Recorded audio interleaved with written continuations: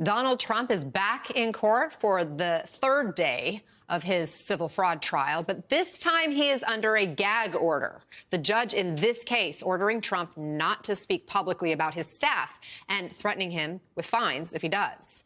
This after Trump posted a photo of the judge's clerk on social media posing at an event with Senate Majority Leader Chuck Schumer. And our Lindsay Reiser's outside the courthouse. Lindsay, Trump's gotten in trouble for talking about cases before, but this goes further than a warning. What exactly are the rules now, and what happens if he breaks them? All right, Anna, the judge saying that he doesn't tolerate any attacks against members of his staff and said yesterday, consider this a gag order from here on out on any attacks against my staff. And he says that there will be sanctions if that's violated. Now, Trump came in today. The attorney general's also inside the court, and he didn't attack members of his staff, but he once again in front of cameras attacked the attorney general. In fact, calling her a political animal. He's called her derogatory terms. Let's slow down on that for a second, because what just played is not just a news segment about courtroom decorum. It is a data point. A federal judge, a sitting independent duly appointed officer of the court, was compelled to issue a formal gag order against a sitting president of the United States. Not a warning, not an informal request through counsel. A gag order with sanctions attached.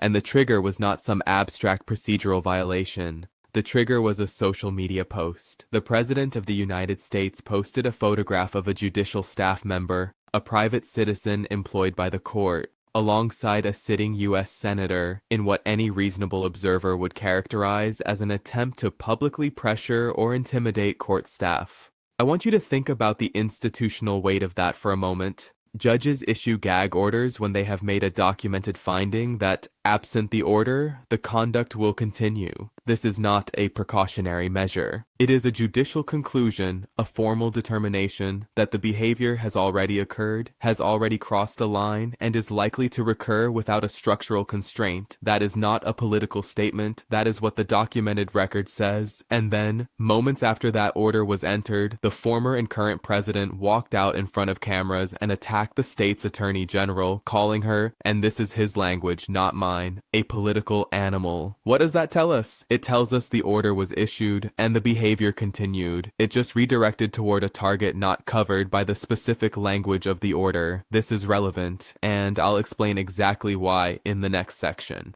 Now let's talk about the ruling itself, because the headlines got the number right, but largely missed the substance. Judge Engoron's final judgment in the New York civil fraud case is 92 pages long. That's not unusual for a complex commercial fraud case. What is unusual, what elevates this document above a standard civil judgment, is the specific language the judge used to describe the defendant's likely future conduct. Let me be precise here, because precision matters in legal analysis. The judge did not merely find that fraud occurred in the past, he made a forward-looking determination, a prospective finding, that without adequate deterrence, Trump and his co-defendants are likely to engage in similar fraudulent schemes again. That is not a rhetorical flourish, that is a judicial finding of fact. It's the kind of language courts use when they need to justify ongoing restraints, business prohibitions, asset restrictions, compliance monitoring, as opposed to purely retrospective penalties. What does that mean in practice? It means Judge Engoron looked at the totality of the evidence, the inflated asset valuations, the pattern of misrepresentation to lenders and insurers, the defendant's conduct throughout the litigation, including their posture toward the court, and concluded that this is not behavior that stops because a judgment was entered. This is behavior that has to be structurally constrained. The judgment reflects that conclusion, $354 million. The financial penalty assessed specifically against Donald Trump, the Trump Organization, and related entities. This is the number that dominated the headlines. $362 million, the total collective judgment across all defendants, including Eric Trump, who was found liable. Let me repeat that. The judge found that Donald Trump's son is legally liable for fraud. That finding doesn't just affect one person. It establishes a documented evidentiary record about how the Trump Organization operated as a unit. 3-year ban. Trump is prohibited from serving as an officer or director of any New York corporation for 3 years. This is a structural consequence, not merely a financial one. It is the court saying you cannot be trusted to run a business in this state, and the law will enforce that conclusion. Now let's talk about what the New York Attorney General was seeking, because that context matters. The AG's office had argued for $370 million. The judge came in at $354 million for Trump specifically. That's not a dramatic discount. That's a ruling in the same zip code as what the state's top law enforcement officer assessed as the appropriate figure. When a judge's independent calculation aligns that closely with the government's documented evidentiary argument, it is not a coincidence. It reflects convergent analysis. Different parties looking at the same documented record and arriving at substantially similar conclusions about the scope of the fraud. Here's the second piece I want to address: the gag order and what it signals about compliance risk. A gag order issued mid-trial against a defendant in an active case is itself admissible evidence of the defendant's posture toward judicial authority.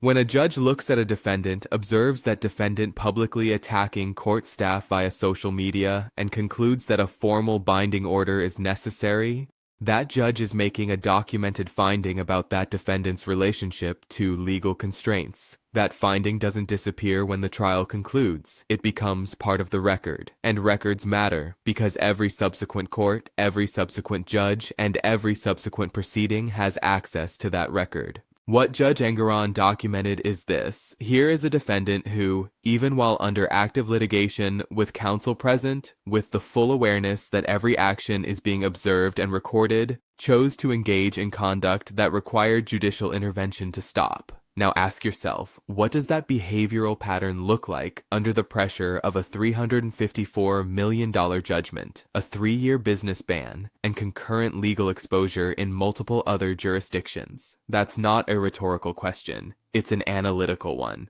And the answer, based on the documented behavioral record, is not reassuring. We actually want to get right to Kara Scannell. Kara, do we have a ruling in the Donald Trump civil fraud trial case? Yeah, we do, Boris. We just got the ruling. It is 92 pages long, and I'm scanning through it right now. But when I'm looking at these numbers, the totals that the judge is ordering collectively in the case, so this will include all of the defendants, I'm getting a total of $362 million. And I'm just scrolling through this now. I can see that there's the dollar amount specific to Donald Trump. I'm going to use a calculator to do some rough math. It gets us to, for Donald Trump, about $354 million. That's for him, the company, the Trump Organization. So very close to what the New York Attorney General's office was seeking, of $370 million. There's a lot of zeros here and a lot of other numbers, but roughly $354 million is the judgment against Donald Trump. The judge also found that his son, Eric Trump, is liable. Good. Those are the verified numbers. I want to make sure they're in your head before we move to the next layer of this analysis. $354 million, $362 million total. 92 pages. Eric Trump, liable. New York AG sought $370 million. Our judge came in at $354 million. Those are the facts. Those are documented. Now let me tell you what those numbers represent in the broader context of the governance crisis I'm about to describe.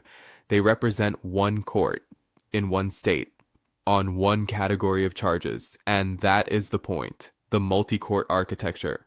Let me lay out the full architecture of what's happening, because the civil fraud case, as significant as it is one node in a much larger network. When you look at the documented legal landscape surrounding a single individual, in this case, a sitting president, and that landscape includes a $354 million civil fraud judgment in New York, concurrent federal criminal exposure across multiple jurisdictions, a formal finding that monetary penalties are insufficient deterrence, a documented pattern of court order violations that has been reported to include dozens of confirmed instances, Supreme Court rulings that have constrained executive authority in ways that directly impair the administration's core policy agenda, and a sitting judge who has issued written warnings about potential incarceration, What you are looking at is not a political problem. It is an institutional convergence problem. Let me explain what that term means and why it matters. An institutional convergence problem is what you get when multiple independent institutional actors, courts, regulatory bodies, law enforcement agencies, appellate panels, each conducting their own independent analysis, each operating under their own evidentiary standards and legal frameworks, each arriving at their own documented conclusions,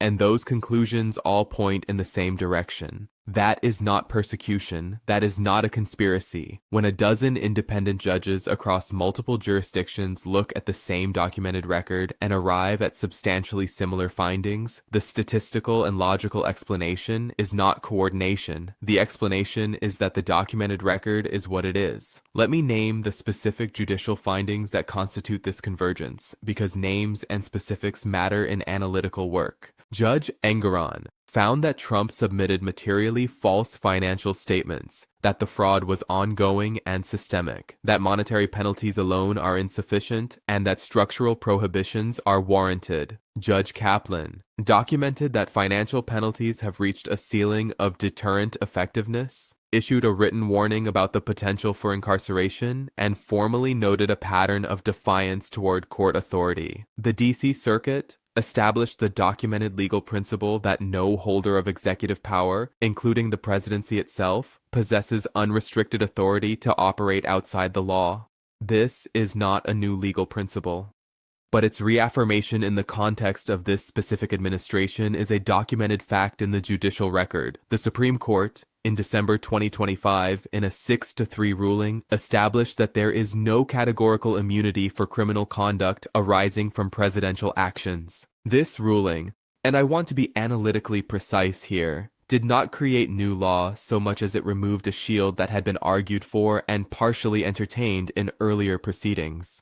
The 6-3 margin is significant because it reflects a supermajority of the court, including justices appointed across different administrations, arriving at the same documented legal conclusion. Now, here's where the analysis gets structurally interesting. Each of these findings exists in a formal, documented legal record. They are not editorials. They are not cable news commentary. They are judicial findings, entered into official proceedings, signed by officers of the court, subject to appellate review, and constituting part of the permanent legal record of the United States. When you aggregate them, when you treat them not as individual events but as data points in a pattern, what they describe is a presidency that is operating under an unprecedented density of legal constraint. And legal constraint at sufficient density produces governance paralysis.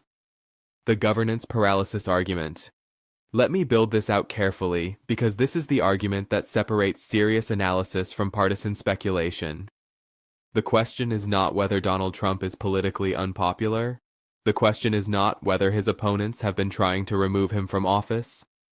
Those are political questions, and I'm not interested in political questions this morning. I'm interested in governance questions. The governance question is this: at what point does the aggregate legal exposure of a sitting president, the combination of financial penalties, business prohibitions, court-ordered restrictions, ongoing criminal exposure, documented compliance failures, and credible incarceration warnings, become structurally incompatible with the functioning of the executive branch? That is not a hypothetical question. It is an analytical one. And it has an answer, not a political answer, but a structural one. The executive branch functions through the combination of legal authority, institutional legitimacy, and administrative capacity. When any of those three pillars is sufficiently undermined, governance capacity degrades. Legal authority is undermined when courts strip executive actions. The documented record shows multiple Supreme Court and appellate rulings that have constrained the administration's ability to implement its core economic and domestic policy agenda. These are not partisan findings. They are documented rulings with specific legal reasoning. Institutional legitimacy is undermined when the documented conduct of the executive branch, including 52 reported violations of court orders, as documented by reporting from the New York Times, creates a pattern that courts and institutional actors formally record as defiance rather than disagreement. Administrative capacity is undermined when the individual at the head of the executive branch is simultaneously managing active civil and criminal exposure across multiple jurisdictions, attending court proceedings, responding to judicial orders, and operating under formal behavioral constraints, including gag orders. None of this is speculation. Each element is documented. The analytical conclusion is that the governance capacity of this administration is materially impaired relative to what the constitutional framework contemplates and requires. That is a structural finding, not a political one. The Nixon parallel, a historical framework. Now I want to apply a historical analytical framework because good analysis does not ignore precedent. The Nixon situation, Watergate, the Saturday Night Massacre, the House Judiciary Committee, the inevitable resignation, is the most directly comparable precedent in American history for the structural position Trump currently occupies. Not because the underlying facts are identical, they're not, but because the institutional dynamics are structurally analogous. Let me identify the specific parallels that are documentable. Judicial erosion of claimed privileges. In Nixon's case, the Supreme Court's unanimous ruling in United States versus Nixon, ordering the release of the White House tapes, destroyed the evidentiary foundation of the privilege argument Nixon had been relying on. That ruling did not impeach Nixon. What it did was remove the legal architecture that had been sustaining his position. In the current context, the December 2025 Supreme Court ruling, combined with the Engoron judgment and the DC Circuit findings, represents a similar progressive erosion of the legal architecture sustaining the current administration's claims to immunity and authority. Congressional momentum. By August 1974, the House Judiciary Committee had drafted articles of impeachment, and the vote count arithmetic had shifted decisively, including, critically, defections within Nixon's own party. The documented record shows articles of impeachment have been introduced in the current Congress. The vote arithmetic remains contested, but the trajectory, the direction of movement, is documentable. Public support, collapse. Nixon's approval ratings deteriorated in a documented, measurable trajectory following each major judicial or congressional development. The correlation between institutional accountability events and public support metrics is not a coincidence. It reflects the public's response to documented institutional findings. The same correlation is visible in current polling data, intra-party defection. Perhaps the most analytically significant element of the Nixon precedent is the moment when Republican senators Barry Goldwater, Hugh Scott, John Rhodes traveled to the White House to inform Nixon that the Senate votes for conviction were there. That meeting did not cause the resignation. It documented the political arithmetic that made resignation the only viable option. In the current context, the documented statement attributed to Trump at a private Republican retreat, "You have to win or I am gone," reflects the same underlying political arithmetic.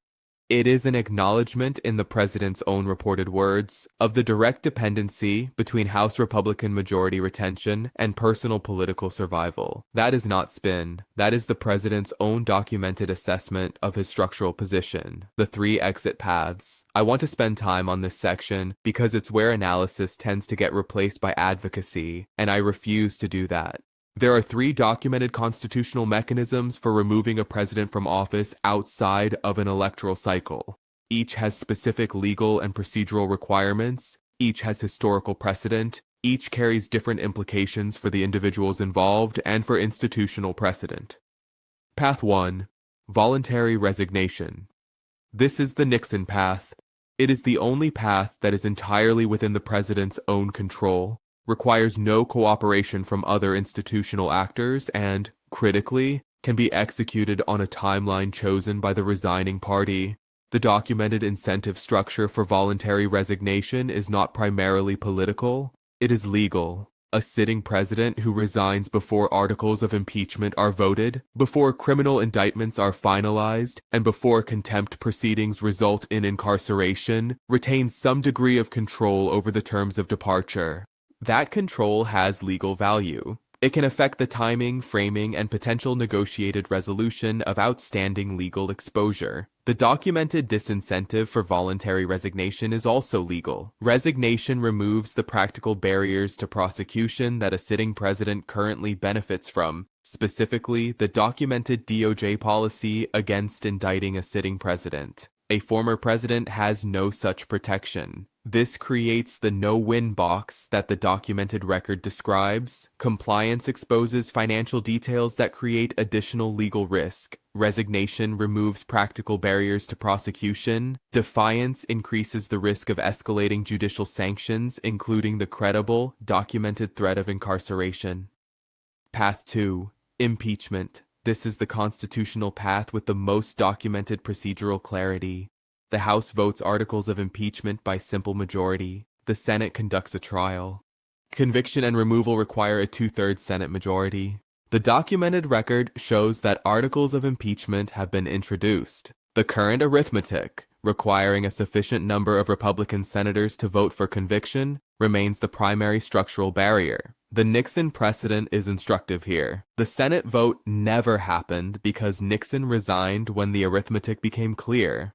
The question for analytical purposes is not whether a Senate conviction is currently achievable, but whether the trajectory of events, judicial findings, public support, intra-party dynamics, is moving toward the threshold at which the arithmetic shifts. The documented evidence of that trajectory is mixed but directionally consistent with historical patterns preceding resignation. Path 3. The 25th Amendment section 4 of the 25th Amendment provides for presidential removal when the vice president and a majority of the cabinet declare the president unable to discharge the duties of the office. This mechanism has never been successfully invoked. Its relevance to the current situation is analytical rather than immediately practical. The 25th Amendment exists as a documented option. It has been formally discussed in public by current and former officials, and the documented conditions that would make it viable, a president incapacitated by legal proceedings, financial crisis, or behavioral escalation, are conditions the documented record suggests are approaching, if not already present. The significance of the 25th Amendment in this analysis is less about its likelihood of invocation and more about what its presence in the conversation signals. It indicates that institutional actors within the administration itself have, at some level, contemplated the question of presidential capacity. Let me bring this to a close with the same analytical discipline I applied at the opening. Here is what the documented record establishes